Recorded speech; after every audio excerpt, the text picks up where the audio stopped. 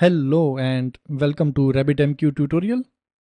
Basically, this RabbitMQ tutorial is part of the complete course that is RabbitMQ Messaging with Java, Spring Boot and Spring MVC. So in this complete course, you will learn all things about RabbitMQ like different kind of exchanges, how to work with the queues and how to have RabbitMQ on the cloud using Pivotal Cloud Foundry. You will get the link for this course in the description.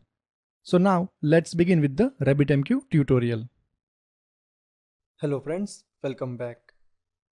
So in this lecture, I will explain you what is JMS. So here JMS stands for Java Messaging Service. Using JMS, two different Java applications can interact with each other. So let's take a real-time example. So two persons can communicate with each other using mobile text service, that is basically SMS. So in same way, two different Java applications can interact with each other. So here we have four different Java applications. One is app 1 and app 2, 3 and 4. These four are different Java applications. And here the app 1 is sending the messages and the app 2, 3 and 4 are the receiving the messages. So basically app 1 is the producer and the app 2, 3 and 4 are the consumers. Now producer, that is basically application 1, cannot send messages to consumers directly. So we need some intermediator, that is basically message broker. So in this course we are going to use RabbitMQ message broker.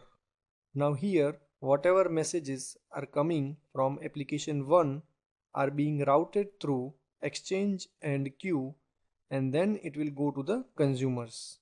So here exchange and queue are the part of RabbitMQ message broker.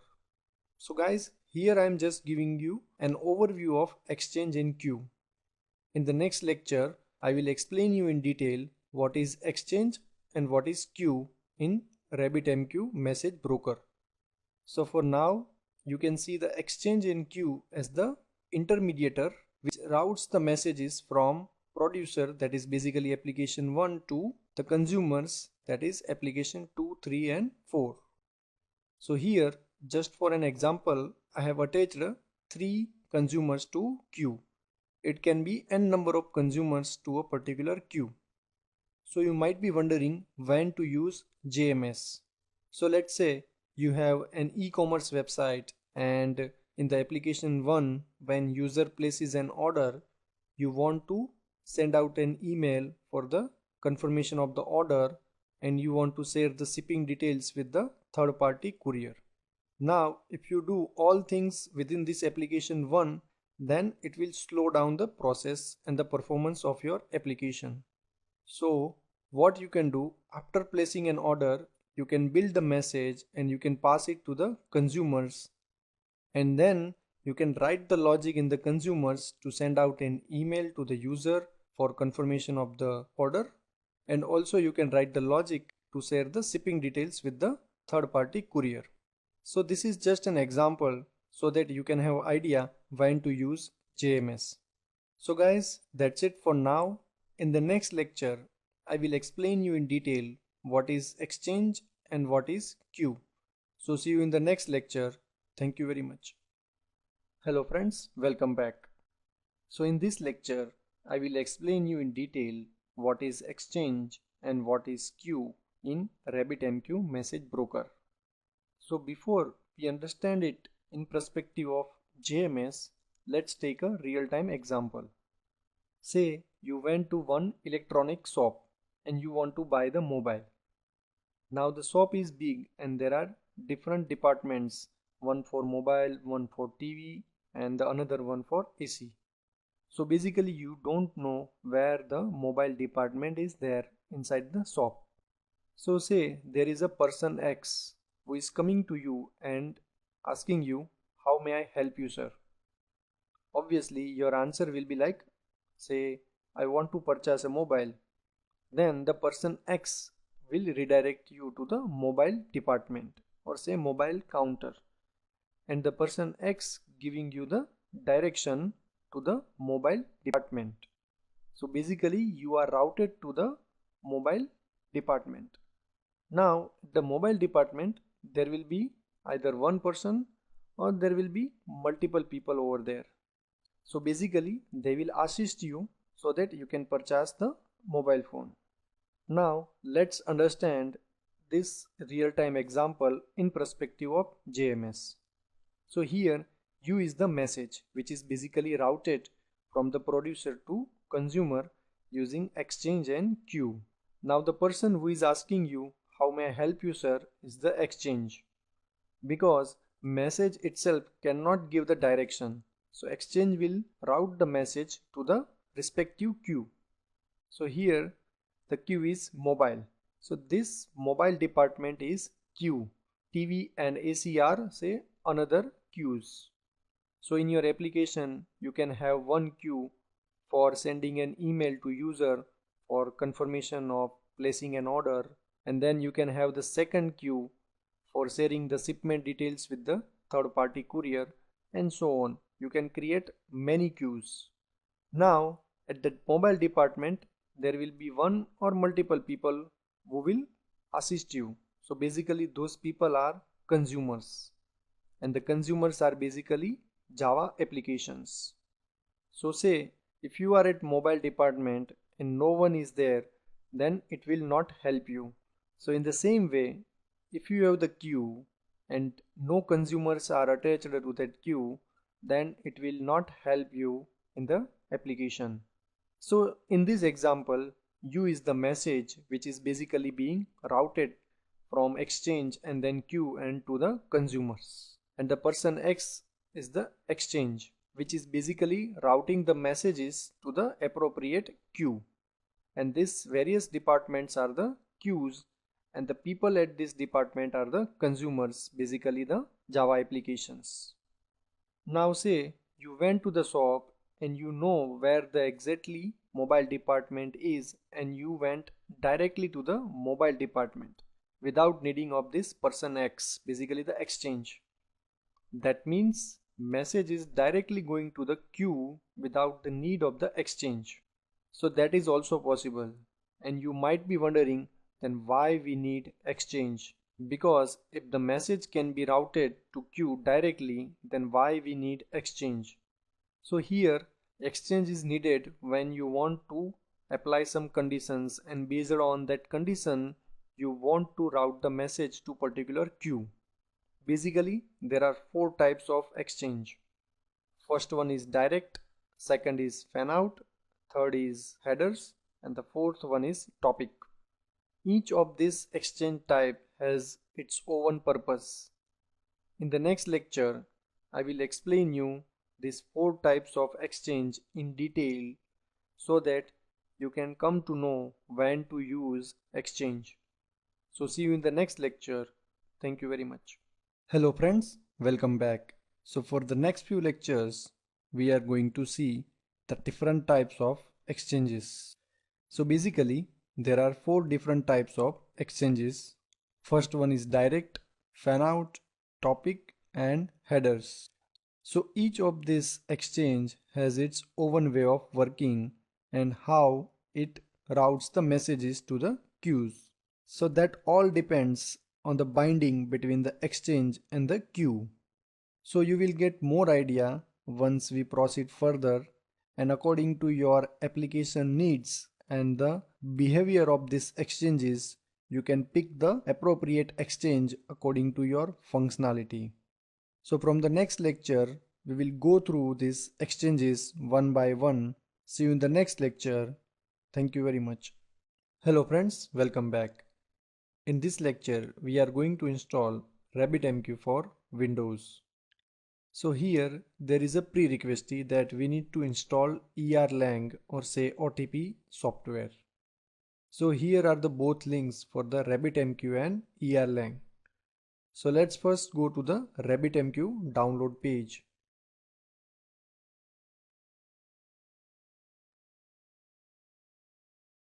Now here you can download the exe or you can download the zip as well. So I am going with the zip. So let's click on the Windows Manual. Now click on the zip file and it will start the downloading of the zip file. So I am already having this zip file, so I will cancel this download. Now we need to have Erlang OTP installation as well. So for that, just click on this link. I am opening it in the new tab. So let's go to there. So here, according to your platform and bit system, you can download the exe file. So let's say 32-bit. So it will start the downloading of exe file. So this is also I am having. So let me cancel it. Now let me go to the directory that where I have this setup. So first is the zip file. So I have extracted it to a particular location over here, and this is my OTP or say Erlang setup. So let's install this. So this is the normal installation process that you need to follow. I have already installed this one, so I am not doing the installation again. So now let me go to the C drive where I have installed this Erlang. Now this path we need to set as the Erlang home as an environment variable. So let's do that.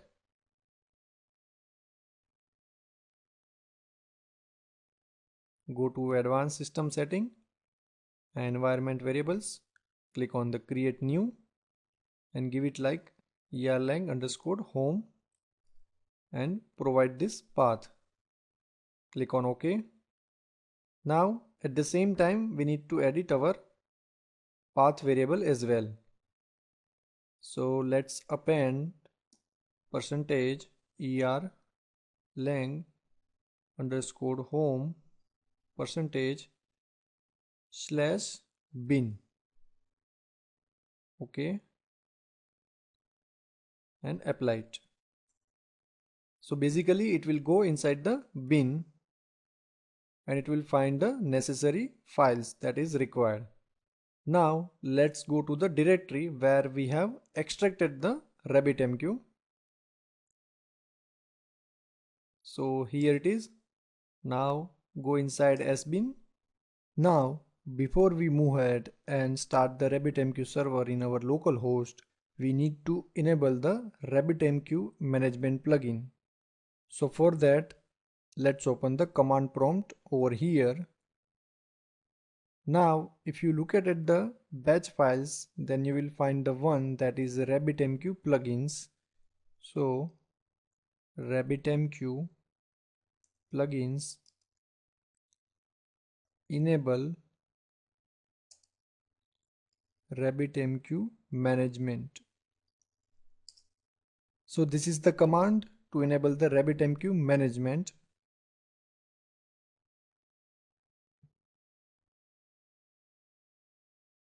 So see, it will enable the RabbitMQ management plugin in our local host.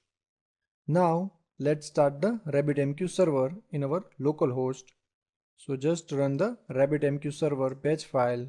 So this will take some time. So I am pausing the lecture over here and I will resume it once it is up. So now the RabbitMQ is started in our local host. So let's go to browser and just hit the URL as localhost and the port is 15672. So this is RabbitMQ management and by default the username and password are guest and guest.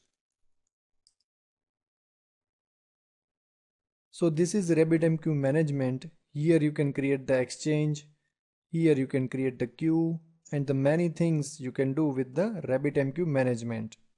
So that's it guys for now. See you in the next lecture. Thank you very much. Hello friends, welcome back. In this lecture we are going to create the queue with the help of RabbitMQ management. So as I already mentioned that without having exchange we can have the queue and we can publish the message to queue and we can get the message in consumer as well. So first let's put the exchange aside and we will concentrate on the queue, that how we can create the queue and how we can publish the message from publisher to queue, and how we can consume that message from the queue to consumer, and there will be no exchange involved. So for that we need to have queue. So just click on the queues tab and provide the queue name. So I am giving as Q1, and we don't need to provide anything for this inputs. Let it be as it is. So just click on the add queue. So see, we have one queue over here and the name is Q1, and we can have many other options as well. So here you can see the list of options are available. You can have the consumer count to see how many consumers are attached to this queue. As of now, there are no consumers for this queue, so the count is 0. So this is how you can create the queue and how you can see the properties of this particular queue in the RabbitMQ management. So in the next lecture, we will publish the message to this queue. So see you in the next lecture. Thank you very much. Hello friends, welcome back. So in the previous lecture, we have created the Q1. Now in this lecture, we will publish the message to this queue, that is Q1. So as you can see over here, there are no messages in this queue as of now. So let's start to publish the message to queue. So let's move to Eclipse. Now here, first we need to add the RabbitMQ client dependency in our pom.xml. So please add this dependency in your pom.xml, that is RabbitMQ client dependency. Now let's move ahead and let's create one class and give it a name as publisher, and let's have public static void main. So to publish the message to queue, we need to use the connection factory class and the connection and channel interfaces inside the RabbitMQ client. So let's start by creating the object of connection factory.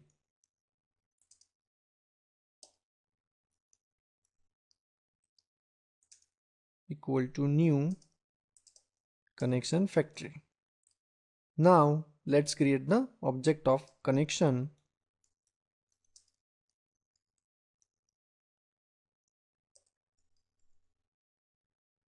factory dot new connection, and let's import the RabbitMQ client connection.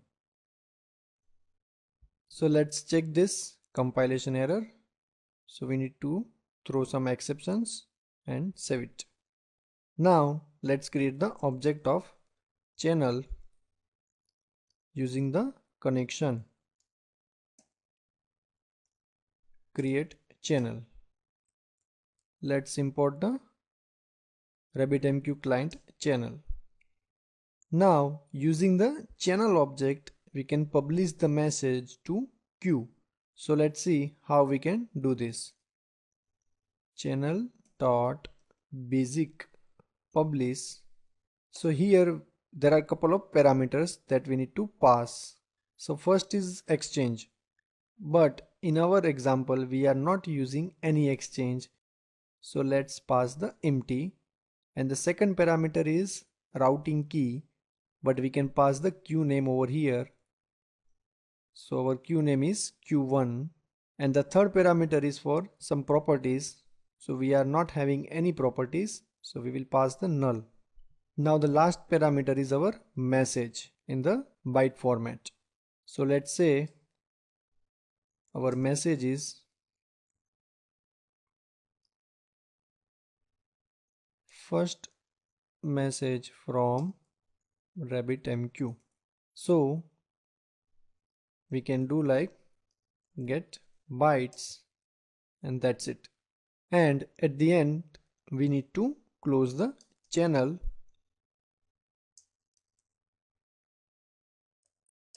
and connection as well.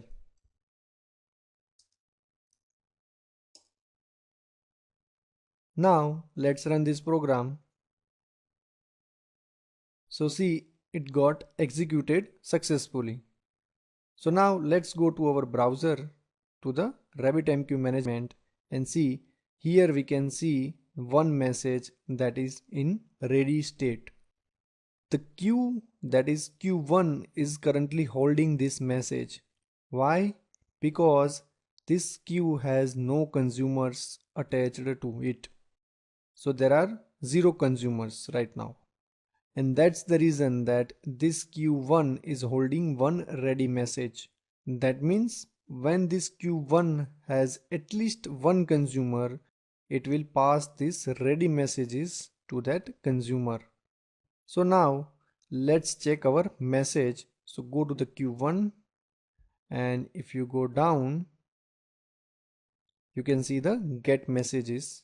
So we want to get the last one message. So click on the get messages and just scroll down, and this is our message.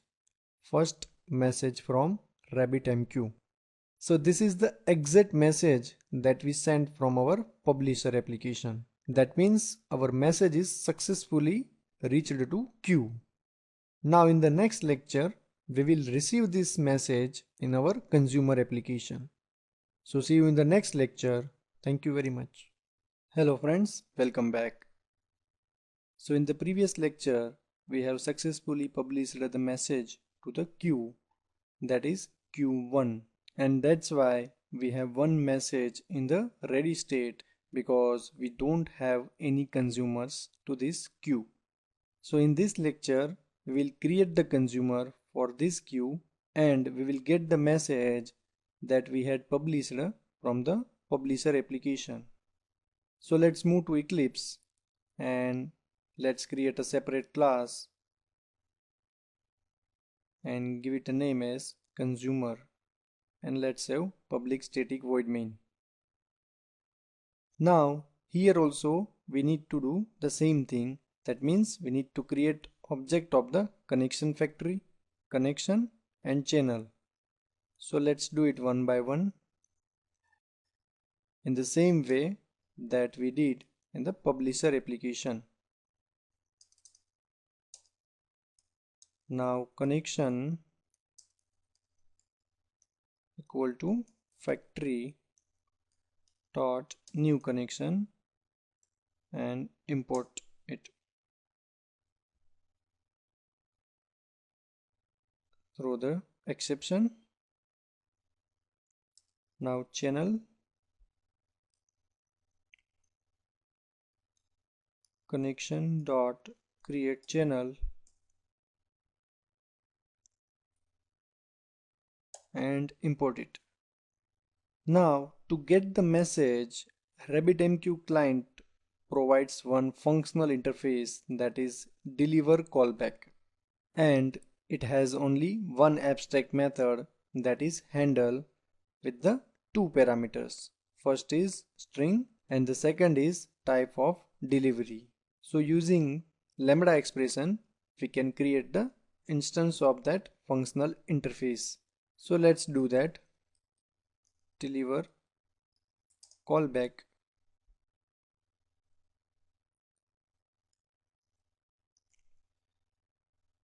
So the first one is string, and that is consumer tag. And the second is delivery.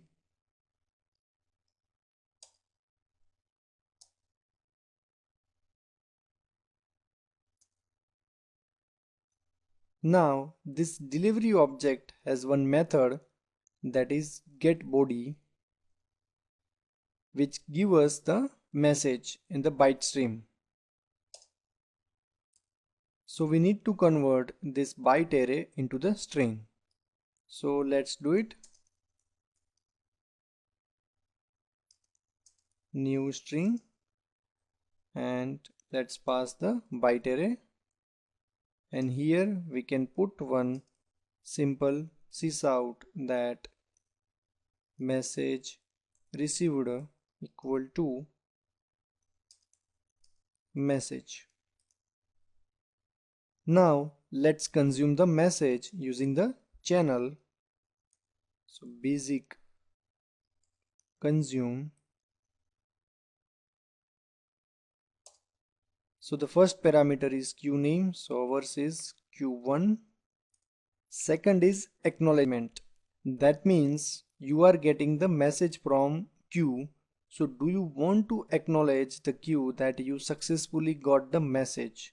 This is very much important, because how queue can ensure that the message has been successfully reached to consumer, because there might be possibility that there is a connection issue or there is a something else. So basically it's a good habit that from consumer end side we send the acknowledgement to the queue that we successfully got the message. So let's have the true, and we have the delivery callback, and the last parameter is cancel callback, and that is also functional interface with one abstract method, that is handle, and it has one string parameter. So we will provide the lambda expression for that as well. So consumer tag